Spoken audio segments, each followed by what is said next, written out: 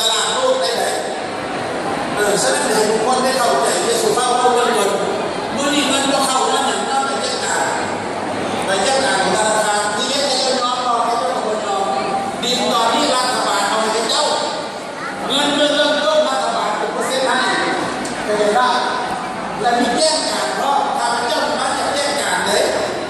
เราข้าพเจ้ามาวันนี้มีแจ้งการบอกว่าให้ประชาชนลาวมาส่งความผู้ใดเข้าใจแล้วไม่รู้ที่อยู่นี่สิริวงศ์หันและใจอย่างไรได้ห้ามกินน้ำเข้าปากอยู่ในก้อนมาได้เงินเดี๋ยวพี่ไปกินน้ำเข้าเวลามันออกมาเสียได้เงินอันนี้เงินเอาปีเลยถ้าเล่นเข้าอยู่40เข้าเดี๋ยวนี้เข้าอยู่ประมาณ50ดื้อเข้าไม่เปลี่ยนดูเขาสูงเขาไม่น่าว่ากินเข้าไม่น่าเวลาออกก็หมุนเต้นทุกอย่างต้องไปกินทีนี้พวกมันเล่นได้คุณจะถามครับผู้ที่เขาไปซื้อได้ไหมยาซื้อเป็นอย่างคนไปซื้อที่หนึ่งมาหน้าหลังมา